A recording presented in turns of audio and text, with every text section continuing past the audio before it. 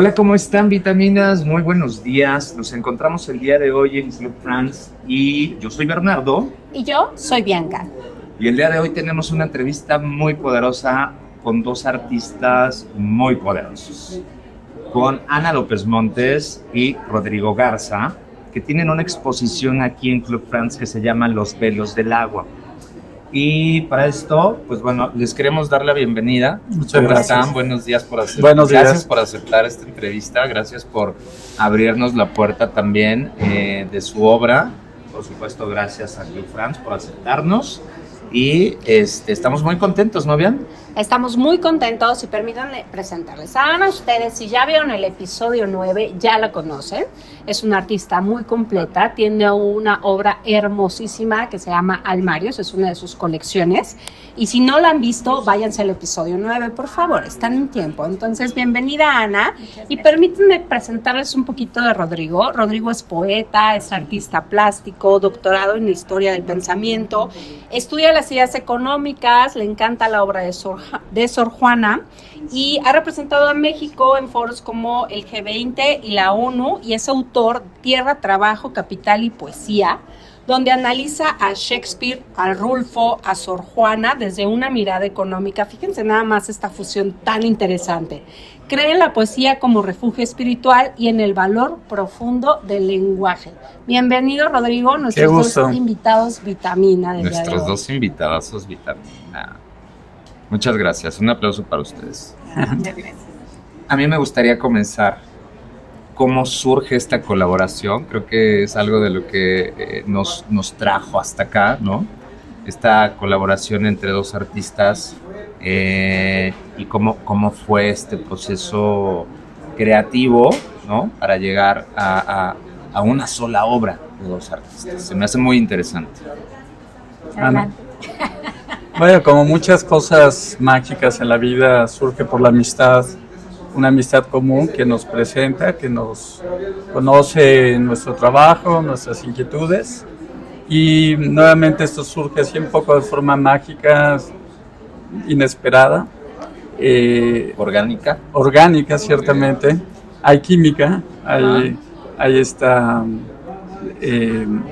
las afinidades electivas que decía Goethe, y cuando dos personas, en realidad hay mucha química que no nos damos cuenta a nivel consciente, pero digamos como experiencia vital, pues fue algo muy grato, muy cordial, respetuoso de las distintas trayectorias, pero el hilo conductor que nos permite esta museografía, esta curaduría más bien, es la poesía. La poesía, el mar, la memoria, la familia. Curiosamente, ambos crecimos en un ambiente donde la poesía era importante, era evocada, en la sobremesa era evocada en distintos momentos. Y creo que ambos plásticamente también buscamos ese contenido poético en la comunicación, porque la poesía, aunque es con palabras, si lo explicas con palabras ya no es poesía. Tiene que ser con esas palabras, ¿no? Tiene que ser, y la pintura también, tiene que ser un diálogo hacia el interior de uno mismo, ¿no? Y se puede interpretar también como si fuera una adivinanza, ¿no? Como que quiso decir algo. Claro. Pero en realidad, ¿no? Sí, pero cuando se establece esa telepatía, pues es más rico, porque es una experiencia vital, es una experiencia energética y bueno, pues eso un poco es como yo lo veo. Ana, ¿tú cómo lo explicarías? Pues siento que esa relación que yo tuve cuando era chica, le contaba a Rodrigo que mi abuela y mi abuelo, cuando estábamos en una mesa, no sé, mi abuela se acordaba de una poesía, decía parte de la poesía y mi abuelo le contestaba y le decía el resto de la poesía. ¡Qué padre! ¡Wow! Y pues la verdad ese es mi acercamiento con la poesía. Y también pues, mucho de mi obra que van a ver tiene que ver con el mar, porque bueno, mi familia es cubana y casi toda mi obra hasta esta exposición, pues hay un horizonte, hay esos colores azules, blancos, entonces no son paisajes en sí reales, ni son como imaginarios, pero pues siento que lo tengo muy arraigado. Entonces creo que cuando tú platicaste de un poema de la Oda Marítima de Pessoa, que yo no conocía, pues sí sentí que a lo mejor podría ser un hilo conductual, ¿no? Correcto. Qué belleza, qué padre, o sea, qué belleza escuchar a dos artistas, ¿no? Uh-huh. Y cuál es el hilo, ¿no? Uh-huh. Conductor, y aparte esta magia que se da entre ellos dos, Uh-huh. y cómo trabajan, ¿no? En llevarlo a materializar, ¿no? Creo que es lo más importante. Qué bonito, qué gusto que nos hayan dado este espacio. Déjenme contarles que previo estábamos echando un cafecito aquí, un buen aperitivo, y ya teníamos más o menos como una charla y hablábamos precisamente de lo padre que es las cosas orgánicas y con química, ¿no? Entonces, qué padre, qué gusto, chicos. Nosotros estamos haciendo este acercamiento al arte, tanto para quien está dentro de la industria, como para quien tiene la sensibilidad como un observador y quiere absorber y que quiere conocer. Nosotros nos ha encantado esta manera en la que se van mezclando las diferentes disciplinas. Rodrigo, a mí me llama muchísimo la atención esta cuestión que a mí no se me había ocurrido, de mezclar literatura, arte con economía y política. Dos cosas que usualmente podemos ver como dos universos y que tú no solo mezclas en ti y en tu hacer, sino ahora también en una obra junto con otra artista. Cuéntanos de cuál es tu visión sobre estos conceptos. Pues ciertamente no es muy común, pero una vez que uno lo descubre, aparece, es como cuando te quitas un velo y lo encuentras luego en muchas partes, ¿no? Entonces yo me di cuenta que los poetas están sujetos a un rigor estético uh-huh. que los obliga a una coherencia interna en lo que expresan, y eso los lleva a tener visiones adelantadas a su época, porque cuando uno trabaja en la ciencia está sujeto a un paradigma uh-huh. metodológico que limita tus capacidades de entender el mundo, te las amplía, pero al mismo tiempo te pone unas restricciones. Y la poesía tiene otras restricciones, por ejemplo, en la poesía del barroco novohispano, como el caso de Sor Juana, uh-huh. pues es un gran rigor tener esas métricas, esas rimas y esa coherencia argumentativa que ella desarrollaba, porque la gran Sor Juana tuvo esa gran capacidad de sacarle provecho a la circunstancia en la que uh-huh. le tocó vivir. Entonces ciertamente ella tenía mucha vocación para la academia, pero no pudo entrar a la universidad, y eso fue una ventaja porque tuvo más paradigmas a través de los cuales pensar, no solo quizá la neoescolástica que se enseñara en ese tiempo, sino amplió sus horizontes, y además a través de la poesía fue capaz de decir cosas que quizá dentro de un tratado como los que se escribían entonces académico no fuera posible. Uh-huh. Y entonces ella abordó unas temáticas avanzadísimas de su época, pero no solo eso, sino que el método que encontró se adelantó 2 siglos al pensamiento económico uh-huh. Oficial, digamos, que solemos pensar que el pensamiento económico nace con Adam Smith uh-huh. hacia finales del siglo XVIII, y que no es hasta finales del XIX que un economista británico junta la famosa oferta con la demanda. Uh-huh.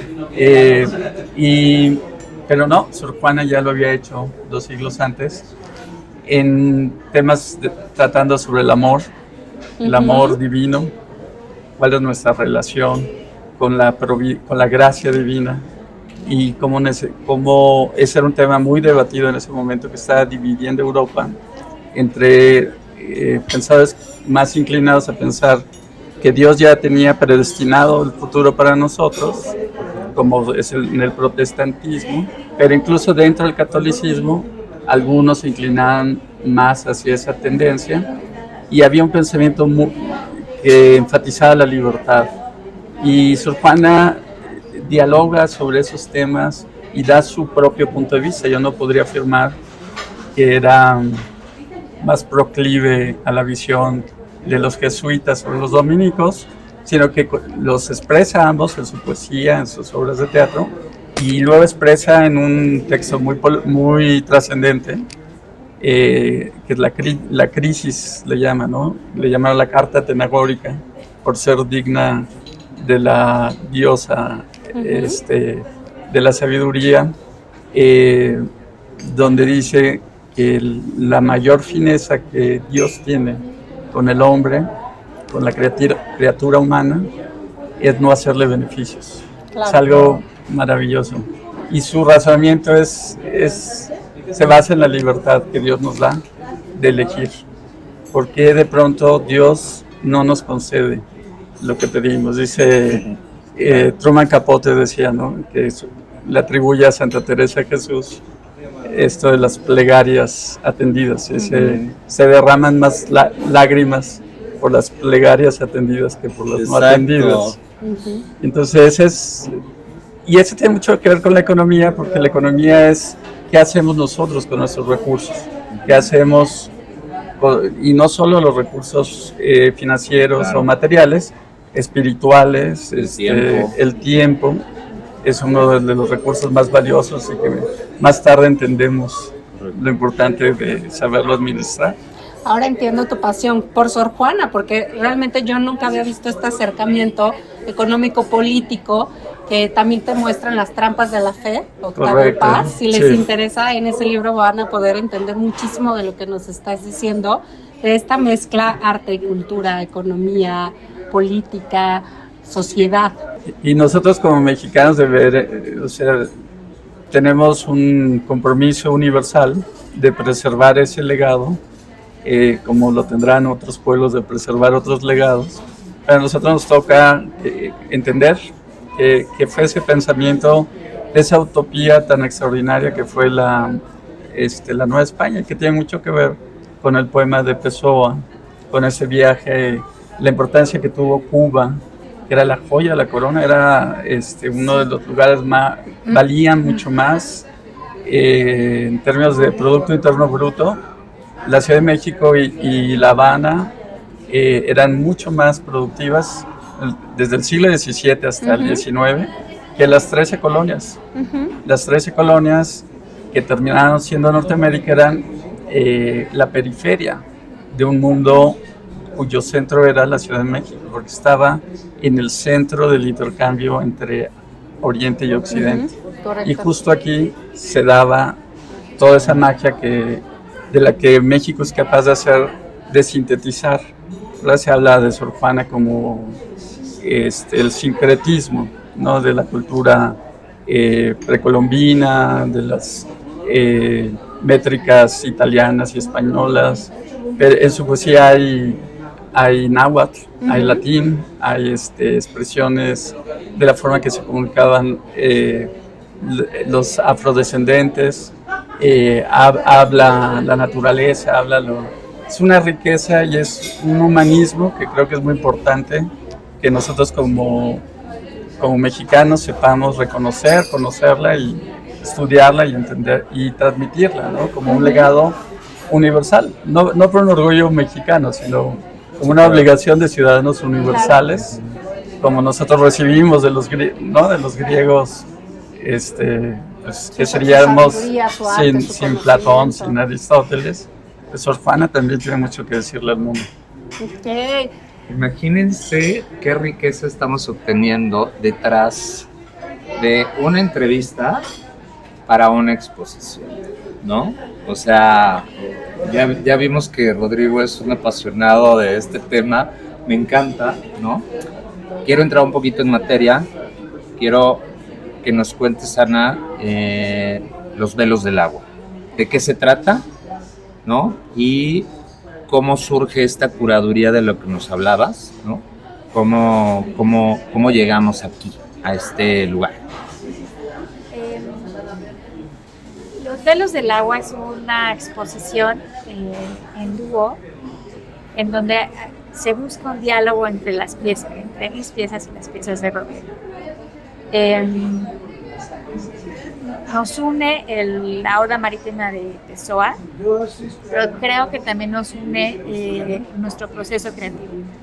Buscamos el azar, buscamos el accidente, ¿no? Y esa libertad que dejamos que pasen las cosas a la hora del proceso creativo, pues es un diálogo que tenemos nosotros con la obra y que nos va dando reflexiones sobre diferentes temas, íntimos o no íntimos, sobre la materia. Y pues eso a mí se me hizo fascinante. Yo lo uso mucho en mi gráfica, los accidentes los aprovecho de lo más que puedo. Y también rompo mucho mi obra, o sea, todo lo que hago en la gráfica la rompo. Y esos accidentes, o cómo queda el papel, o las formas, yo esas las aprovecho. Okay. Entonces hay forma de guiar un poquito la obra, pero al mismo tiempo estar abierto a qué es lo que sucede en el momento del proceso creativo. O sea, tienes una visión, pero al mismo tiempo estás dejando que puede ser también un poco, dicen que los artistas estamos como más conectados con lo divino, con la intuición, con la espiritualidad. Con la espiritualidad, y entonces a lo mejor también ese chance, o sea, confiamos en esos accidentes que surgen de esta conexión. Qué padre. Yo sí tengo, y no puedo perder la oportunidad, pues, discúlpenme, de venir de esta cuestión de Sor Juana, que a nivel mujeres se convierte en un bastión para las mujeres, el arte y la fuerza. Y me gusta esta combinación que estás diciendo de el artista que tiene esta capacidad de abstraer la belleza, los conceptos y poderlos plasmar en una armonía, en tu caso visual, que a veces es auditiva, ¿no? Dependiendo la expresión. ¿Cómo ves tú, Ana, esta conjunción de estas dos cosas? O sea, la mujer en el arte, la ventaja de la sensibilidad que en teoría tenemos al plasmarlo. O sea, mujeres en el arte y la sensibilidad, para ponértelo en resumen. Porque yo sí quiero aprovechar este espacio también como mujer, ¿no? Claro. Pues yo le platicaba a Rodrigo de un poema que mi abuela me decía, de Ramón de Campoamor. Ramón de Campoamor. Y era una mujer que se acerca a la iglesia y le dice, padre, ayúdame a escribir todo esto que traigo.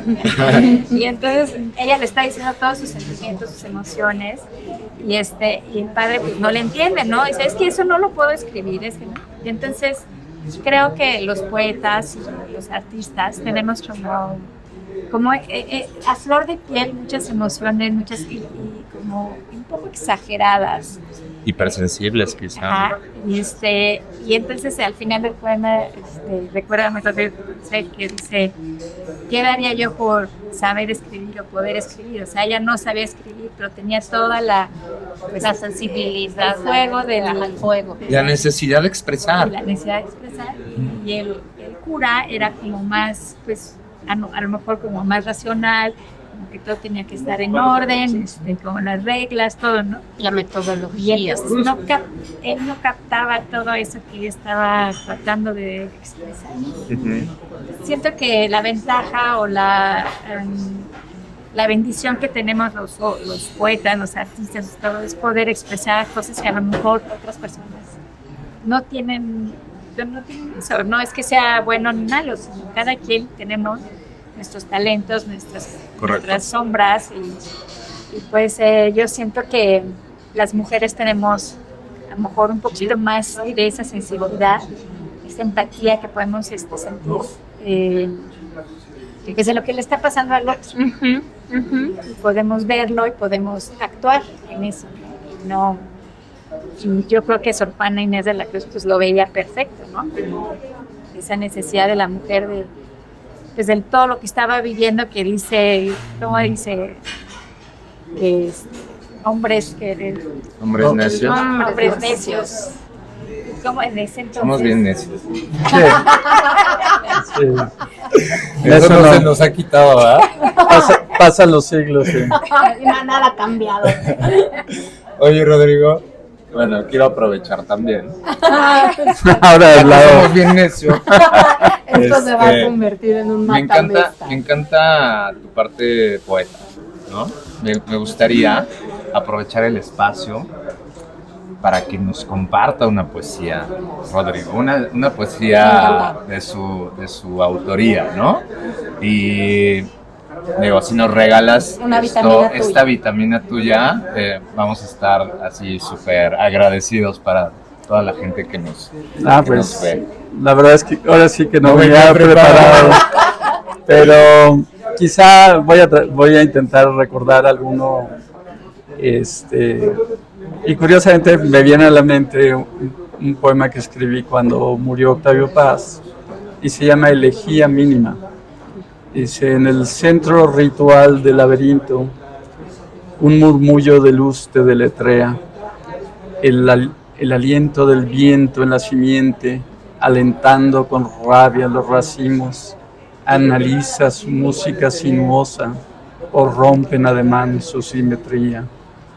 Por los rincones de la tarde rítmica, riman las ramas rústicas sin vuelo, la llama ya regresa a la ladera.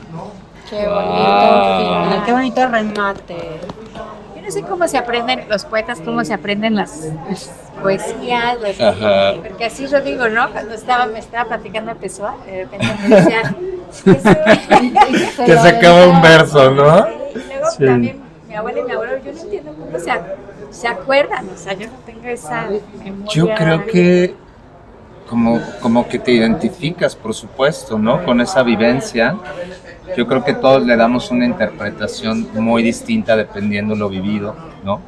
Y es como cuando la frase o el verso que te suena más es el que te atrapa y es el que te marca, ¿no? O con el que te identificas. A mí me pasa mucho eso cuando leo poesía, ¿no?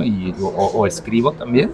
Entonces siento que es ahí donde plasmamos emociones. Y tiene mucho sentido. Yo les voy a hablar ahora desde el Bianca. punto de vista de psicología. Muy bien. Tenemos, obviamente, la memoria a corto plazo, a mediano y largo plazo. Para que algo quede en tu memoria de largo plazo, tiene que haber una emoción para que se impregne. Porque lo primero que estamos hechos es para el instinto de supervivencia. Todo aquello que te provoca una emoción fuerte, tu cerebro está obligado a recordarlo para cuando te vuelvas a enfrentar a eso. Recordemos que llevamos poco tiempo de evolución. Nuestro cerebro está conformado principalmente porque veías mamut, se te prendían los sistemas y te echabas a correr. Entonces, recuerda qué hizo nuestro cerebro. Ya sé cómo avanza el mamut, ya sé cómo se escucha un mamut, ya sé cuándo tengo que correr. Entonces, para que se quede a largo plazo es porque justamente lo que tú dices, hubo una emoción. Claro.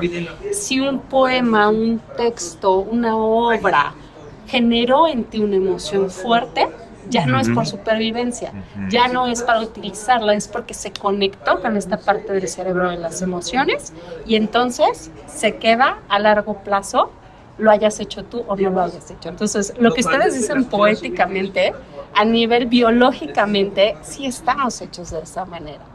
Qué Se me bello. hace bellísimo que puedan así expresar poesía, no sé, así como lo hace Rodrigo. Y conectártela, ¿no? Porque escuchábamos a Totalmente. Rodrigo y era así de, Totalmente. qué bonito.